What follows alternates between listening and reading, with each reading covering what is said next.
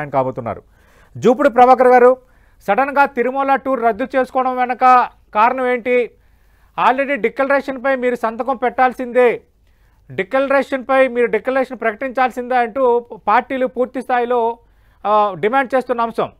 అంటే వాళ్ళు చేస్తున్న డిమాండ్కి ఏమైనా భయపడ్డారా? ఎందుకు సడన్గా తిరుమల పర్యటన రద్దు చేసుకున్నట్టు? సార్, 10 టీవీ ప్రేక్షకులకి సతీష్ గారు మీకు అందరూ కూడా గుడ్ ఈవినింగ్ అండి. Good evening sir. Jaganmohan Reddy గారు ఒక అంశానికి భయపడిపోయి ప్రోగ్రామ్స్ ని వెనక్కి తీసుకునే అలాంటి సిచ్యువేషన్స్ నాకు తెలిసి ఆయన రాజకీయాల్లో ఉన్నంత వరకు జరగవు. ఎవరు కూడా ఆ విధంగా ఊహించాల్సిన అవసరం లేదు. నంబర్ 1. నంబర్ 2, తను ఒక మాజీ ముఖ్యమంత్రి తిరుమల తిరుపతి వెంకటేశ్వర స్వామి దగ్గరికి వెళ్తున్నానని డిక్లేర్ చేసిన తర్వాత ఆయన పార్టీకి సంబంధించినటువంటి ముఖ్యమైన నాయకులు అందరూ కూడా, ఇంక్లూడింగ్ లోకల్ ఎంపీ, మీరెవరు ఇక్కడ పోవటానికి వీల్లేదు అని నోటీసులు ఇచ్చి, మాజీ ముఖ్యమంత్రి గారు కూడా నువ్వు మా పర్మిషన్ లేకుండా పోకూడదని చెప్పే అధికారం ఈ పిరికి రాష్ట్ర ప్రభుత్వానికి ఎవడిచ్చాడని అడుగుతున్నాను నేను. ఉందా అలాంటిది? దేవుడు అందరికి సంబంధించిన వ్యక్తి అండి. ఎవరు ఎప్పుడు కావాలనుకుంటే అప్పుడు పోయి గంటల తరబడి క్యూలో ఉండి అవసరమైతే దేవుణ్ణి దర్శించుకొని ప్రశాంతంగా వెనక్కొచ్చేటువంటి ఒక పుణ్యస్థలం అది. ఆ పుణ్యస్థలానికి నువ్వు వెళ్ళటానికి వీల్లేదు, నువ్వు దేవుణ్ణి దర్శించుకోవడానికి వీల్లేదు అని చెప్పే అసలు అధికారం ఎవరిచ్చారు ఈ ప్రభుత్వానికి? Of course you may be the CM of the state. దేవుడి దగ్గర మీరేంటి అసలు? టిటిడి బోర్డుకి మీకు సంబంధం ఏంటి? ముఖ్యమంత్రికి ఏంటి నేను అడుగుతూ ఉన్నా. మీరున్నప్పుడు ఎప్పుడైనా చేశారా ఈ విధంగా? మీరు ప్రతిపక్షంలో ఉన్నప్పుడు మిమ్మల్ని ఎవరైనా ఆపారా దేవుడి దగ్గరికి పోకుండా? లేకపోతే గతంలో ఏ ప్రతిపక్ష నాయకుడైనా ఏ పాలకపక్షమైనా ఆపిందా? ఏంటి, జగన్మోహన్ రెడ్డి గారు సౌమ్యుడు కాబట్టి మీలాగా నాటకాలకి తెరదీయకుండా గతంలో మీరు చిత్తూరు వెళ్తూ తిరుపతి ఎయిర్పోర్ట్ లో ఆపుతారని తెలిసి కూడా ఆపితే నాకు రాజకీయ మైలేజ్ వస్తుంది, నేను తిరుపతిలోనే ఉంటాను ఎయిర్పోర్ట్ లో, తర్వాత ఎవరు రాకపోయినా పర్లేదు, నాకు టీవీల ద్వారా కనబడుతుంది అని అలాంటి ప్రచారానికి పోయే వ్యక్తి కాదు జగన్మోహన్ రెడ్డి గారు. ఒకవేళ అలాంటి వ్యక్తి అయితే ఈరోజు బయలుదేరాల్సింది. ఖచ్చితంగా మీరు తిరుపతి ఎయిర్పోర్ట్ లో ఆపేస్తారు, చంద్రబాబు నాయుడు గారిని లాస్ట్ లో ఆపేశారు కాబట్టి మేము మిమ్మల్ని కూడా ఆపుతున్నాం చెప్తారు. కానీ అలాంటి చీప్ పాలిటిక్స్, చీప్ ప్రచారం అంటే జగన్మోహన్ రెడ్డి గారు కోరుకోలేదు. కాబట్టి నా కార్యకర్తలు లేకపోతే నా ప్రజాస్వామ్య హక్కుని అరించి వేస్తున్నటువంటి ప్రభుత్వాన్ని ప్రశ్నిస్తూ ఆ ప్రోగ్రామ్ ని క్యాన్సిల్ చేసుకున్నాడు. అంతేగాని డజన్ మీన్ దట్ ఎవరికో భయపడిపోయి ప్రశ్నిస్తాడని అప్పటికే అన్నారు చాలా మంది. వీళ్ళందరూ అనిపించారు మా శరీరాల మీద నడుచుకుంటూ పోవాలి చూస్తామని. ఏంటి పిచ్చి వ్యాఖ్యలు ఇవన్నీ కూడా? అంటే జూపిడి గారు, ఇక్కడ వివాదం ప్రధానంగా లడ్డు వివాదంతో మొదలయ్యి ఇప్పుడు డిక్లరేషన్ దాకా వచ్చింది. ఇంకా ఎన్ని ట్విస్టులు, ఇంకా ఎన్ని రకాల పరిణామాలు త్వరలో చూడబోతున్నామో ఇట్స్ సో డిఫరెంట్. ఎందుకంటే మండే అంటే ఈ నెల 30వ తారీఖున ఈ లడ్డు వివాదం పైన వేసిన పిటిషన్లపై సుప్రీంకోర్టులో విచారణ కూడా ఉంది. మరి సుప్రీంకోర్టు ఏం తెలుస్తుంది అనేది అదొక అంశం. కానీ ఇక్కడ మెయిన్ డిక్లరేషన్కి సంబంధించి దేవాదాయ శాఖ చట్టం 30/1987 అనుసరించి 1990లో అప్పటి ప్రభుత్వం ఒక జీవోను తీసుకొచ్చింది. ఆ విషయం మీకు కూడా తెలుసు. దీన్ని బట్టి హిందువులు కాని వ్యక్తులు కానీ అన్యమతస్థులు తిరుమల శ్రీవారి ఆలయంలో ప్రవేశించాలంటే ముందుగా డిక్లరేషన్ ఫారంపై సంతకం పెట్టాల్సి ఉంటుంది. తాను వేరే మతానికి సంబంధించిన వ్యక్తినని, అయినా వెంకటేశ్వర స్వామిపై నమ్మకం, గౌరవం ఉన్నందున తనను దర్శనానికి అనుమతించాలని కోరుతూ వివరాలు పొందుపరిచి సంతకం చేయాల్సి ఉంటుంది. గతంలో మీరు చూశారు, సోనియా గాంధీ, మాజీ అప్పటి రాష్ట్రపతి ఏపీజే అబ్దుల్ కలాం లాంటి ప్రముఖులు సైతం డిక్లరేషన్ సమర్పించి స్వామివారిని దర్శనం చేసుకున్నారు. ఇప్పుడు డిక్లరేషన్పై జగన్మోహన్ రెడ్డి సంతకం పెడతారా పెట్టరా అన్న ఒక అంశం ఒకటైతే, ఈరోజు మధ్యాహ్నం నుంచి తిరుమల తిరుపతిలో ఎక్కడ చూసినా ఆల్రెడీ బోర్డులు వెలిసాయి. ప్రతి ఒక్కరూ ఎవరైనా అన్యమతస్తులు వస్తే డిక్లరేషన్ మీరు సమర్పించి స్వామివారిని దర్శనం చేసుకోవాలి అని. ఇప్పుడు ఈ అంశం నేపథ్యంలోనే ఇప్పుడు వివాదం. దీనిపై మీ స్పందన ఏంటి? సతీష్ గారు, ప్రపంచంలో అనేకమైన నమ్మకాలు ఈ దేశంలో కూడా అనేకమైన నమ్మకాలు దేవుళ్ళ రూపంలో ఉన్నాయి. చెట్టును పూజిస్తాం, పుట్టను పూజిస్తాం, పోచమంటాం, ఎల్లయ్య అంటాం. అట్లనే వాళ్ళ నమ్మకాలు మహమ్మద్ అంటాం, యేసు ప్రభు అంటాం, వెంకటేశ్వర స్వామి అంటాం, పద్మావతి అంటాం. ఇక మనకి దాదాపు ఒక 3 కోట్ల మంది దేవుళ్ళు ఉన్నారని కూడా చెప్తాం. బట్ భారత రాజ్యాంగం ఏం చెప్తుందంటే state doesn't have any power, I mean religion అని ఉంటుంది. రాజ్యానికి ఒక రిలీజియన్ అంటూ ఉండదు. ఇది లౌకిక సమాజం, లౌకిక రాజ్యాంగం. అన్ని మతాలు ఒక్కటే రాజ్యానికి. కాబట్టి రాజ్యం ఎప్పుడు కూడా కర్ర పట్టుకొని నువ్వు ఫలానా మతం నమ్మకం, నీకు భక్తులు అయితేనే నువ్వు ఫలానా దేవాలయానికి వెళ్ళమని ఎక్కడ చెప్పదండి.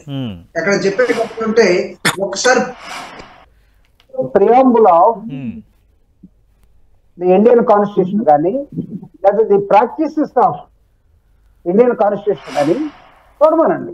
అంటే జూపిటర్ గారు మీరు చెప్పేది కరెక్టే, నేను కాదనటం లేదు. కానీ తిరుమల తిరుపతి దేవస్థానానికి సంబంధించి అయితే ఈ నిబంధన అయితే ఉంది కదా sir.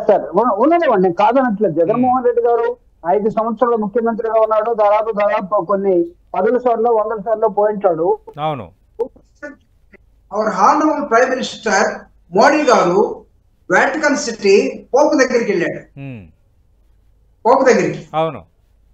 Pope is a Christian, RCM batch sir. ప్రపంచం మొత్తాన్ని మన ఒక ప్రభుత్వం లాగా వాళ్ళ ప్రార్థనలతోటి వాళ్ళ ఆలోచనతోటి ఉండేటువంటి ఒక భక్తి ఉన్నటువంటి వాళ్ళ నమ్మకం అది. ఎందుకు వెళ్ళాడు ప్రైమ్ మినిస్టర్? హిందువు కదా. ఎందుకు వెళ్ళాడు? ఇటీవల పాకిస్తాన్ ఎందుకు వెళ్ళి వచ్చాడు? ఎవరు చెప్పకుండా రహస్యంగా. ఆయన హిందువు కదా. ఎవరండి ఇవన్నీ చెప్పేది? ఇక్కడ రాజ్యాంగం ఏం చెప్తుంది? మీరేం చేస్తున్నారు అసలు? మీరు పరిపాలన సమర్థన అనుకుంటున్నారా? పవన్ కళ్యాణ్ గారు నిన్న కాక మొన్న honourable deputy CM to the state, నువ్వు ప్రమాణం చేసావు రాజ్యాంగం మీద.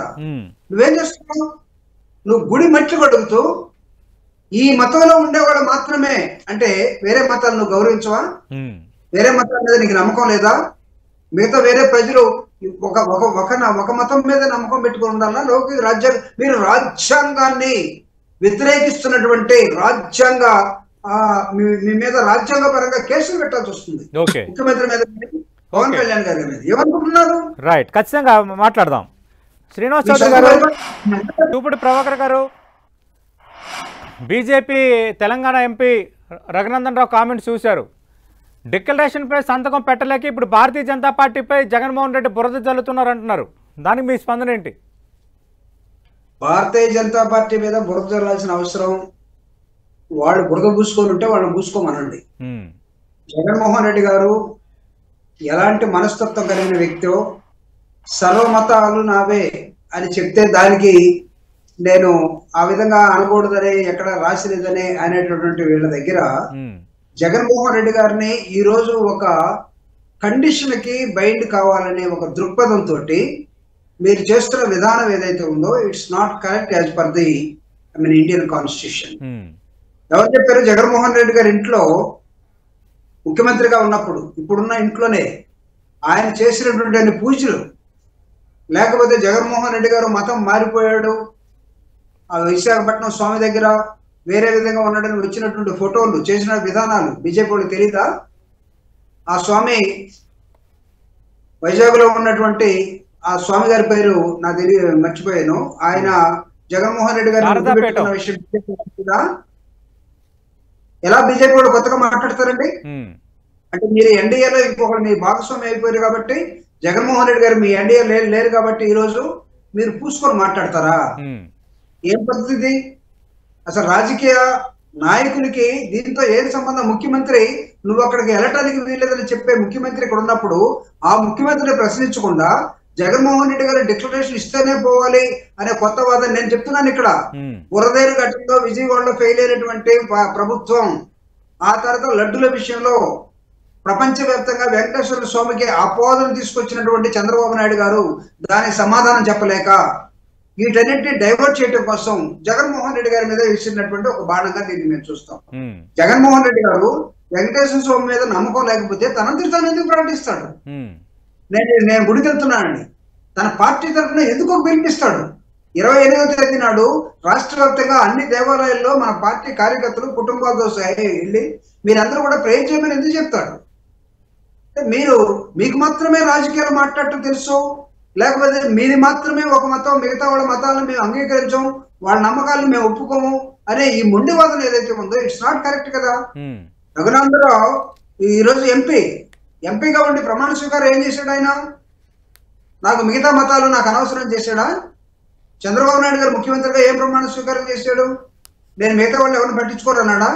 ఏ విధంగా చంద్రబాబు నాయుడు గారు దీని మీద తను అధికారంలోకి వచ్చిన తర్వాత జరిగినటువంటి ఈ యాన్యువల్ ఫ్యాక్ట్ అనే ఒక దాని మీద గుజరాత్ రాసినటువంటి ల్యాబ్కు రాసినటువంటి లెటర్ లో you please confidentially check the levels of all ingredients అంటారు. వాట్ ఈస్ దట్ కాన్ఫిడెన్షియాలిటీ అండి? ఒక మిషన్ కి మనం ఇన్పుట్ ఇస్తే ఆ మిషన్ మనం ఇచ్చిన ఇన్పుట్ లో ఏమేమి ఇంగ్రీడియంట్స్ ఉన్నాయో బయటకు వచ్చేస్తుంది. షుగర్ టెస్ట్ చేసుకున్నట్టే నీకు ఇప్పుడు ఎంత షుగర్ ఉంది, ఎంత ఉండాలి, ఇప్పుడు నువ్వు ఎక్కడున్నావు, ఈ మూడే పెడతారు అక్కడ. ఆ ల్యాబ్ కూడా అంతే, ఏ ల్యాబ్ అయినా అంతే. సో మీరు అక్కడ కాన్ఫిడెన్షియల్ గా దీన్ని చేయమంటే దాని అర్థం ఏంటి? What indication you're doing to that lab? Okay, నీ ల్యాబ్ సెపరేట్ గా నేను అనుకున్నట్టుగా దాన్ని రాసేయమనా? ఓకే, మీకు మీరు పంపినటువంటి శ్యామలరావు గారు ఏం చెప్తున్నారు? ఈ సీది శ్యామలరావు గారు your statements I mean press meets which are contradicting with the honorable CM Chandrababu Naidu గారి మొత్తం గురించి ఆయన ప్రెస్ మీట్స్ కాంట్రాక్ట్ అవుతా ఉన్నాయి. మేము వాడలేదు, ఒక 6 మాత్రం బాగున్నాయి లోపల పంపించాం, ఒక 4 బాగలేవు రిజెక్ట్ చేసాం. Once it has been rejected where in the question of అది లోపలికి వెళ్ళి నెయ్యిలో ఫ్యాట్ కలిసిందని అంటానికి ఖచ్చితంగా అది కూడా మాట్లాడదాం. రమేష్ నాయుడు గారు జూబుడు ప్రభాకర్ గారు, హిందూ సమాజం సక్సెస్ అయింది, జగన్మోహన్ రెడ్డి నిజ స్వరూపాన్ని బయట పెట్టేశాం, జగన్మోహన్ రెడ్డి నిజ స్వరూపాన్ని ప్రపంచానికి తెలియజేశాం అంటున్నారు రమేష్ నాయుడు గారు. ఇక్కడ నేను రమేష్ నాయుడు గారికి అదే విధంగా అక్కడ శ్రీనివాస్ గారికి, ఇద్దరు తెలుగుదేశం బీజేపీ వాళ్ళకి అసలు మీ ఇద్దరి మధ్య కూటమిలో ఏం జరుగుతుందో మీరే అక్కడ తిరుగుతూ పోలీసుల్ని బ్యూరోక్రాట్స్ మొత్తాన్ని బ్లేమ్ చేసే దశలోకి మీరే వెళ్ళిపోయి ఇంకా జగన్ మనుషులు అక్కడే ఉన్నారని చెప్పే దశలోకి వెళ్తే మీరు ఏం పరిపాలన చేస్తున్నట్టు మీకు బుర్ర ఎక్కడ ఉందో నాకైతే అర్థం కావట్లేదు. తిరుపతిలో కాదు నేను చెప్పింది, మీరు సర్పంచ్లు ఎంపీటీసీలు ఉదాహరణగా చూపించాడు కదా, అది చెప్పాను. రమేష్ ప్లీజ్, ఒకవేళ జగన్మోహన్ రెడ్డి గారు మనుషులే ఇంకా అక్కడ తిరుమల తిరుపతి దేవస్థానంలో ఉన్నట్టయితే నాది చంద్రబాబు నాయుడు గారు ఎందుకు కళ్ళు మూసుకున్నారో నాకు తెలియదు, లేకపోతే మీరెందుకు కళ్ళు మూసుకున్నారో నాకు తెలియదు. ఈరోజు ప్రపంచవ్యాప్తంగా వెంకటేశ్వర స్వామిని కలుషితం చేసి అనుమానాస్పదంగా ఉంచిన వ్యక్తి, బోన్లో నిలబడాల్సిన వ్యక్తి ఎవరంటే చంద్రబాబు నాయుడు గారు. ఏమండి, మీరు లడ్ల మీద మీరు రాద్ధాంతం చేసి మీ 100 రోజుల పరిపాలన అంత అయిపోయిందని మీరు డైవర్షన్ పాలిటిక్స్ లో తీసుకొచ్చి మీరు లడ్డులో యాన్యువల్ ఫ్యాట్ ఉందని చెప్తారా? ఎవరు చెప్తున్నారు ఈ మాట? మీరు ఎంతకాలం నుంచి ఉంది ప్రాక్టీస్ తిరుమల తిరుపతి దేవస్థానం? ఇప్పుడు నెయ్యిని ఇప్పుడు మీరు పరీక్షలు పంపుతున్నారు, అక్కడ ప్రతి వస్తువు టెస్ట్కి వెళ్లాల్సిందే. యాలకుల దగ్గర నుంచి, మినుముల దగ్గర నుంచి, సజ్జల దగ్గర నుంచి, జొన్నల దగ్గర నుంచి, బూందీ దగ్గర నుంచి, మీరు చేసే కోకోనట్ ఆయిల్ దగ్గర నుంచి, లేకపోతే మీరు వాడే జీడిపప్పు దగ్గర నుంచి ప్రతి ఇంగ్రీడియంట్ కూడా టెస్ట్కి వెళ్ళి క్వాలిటీ మెటీరియల్ కదా మీరు కొనేది. మీరేం చేస్తున్నట్టు మీ పరిపాలన మీరేం చేశారు? ఎందుకు నాకు తెలిసి చంద్రబాబు నాయుడు గారికి నిజంగా వెంకటేశ్వర స్వామి మీద భక్తి ఉందని మీరు అనుకుంటున్నారా? He himself is a declared that he's a నాస్తికుడు. నాకు ఏ దేవుడి మీద నమ్మకం లేదు, నేను దేవుడిని నమ్మనని చెప్పినట్టు వ్యక్తి. ఒకసారి తీసుకోండి రికార్డులు. ఈరోజు బీజేపీ ఇదే తీసుకున్నాం చెప్పడానికి పదే అలా అబద్ధాలు అలవాటు చేసుకుంటే మేము ఏం చేయలేం. శ్రీనివాస్ గారు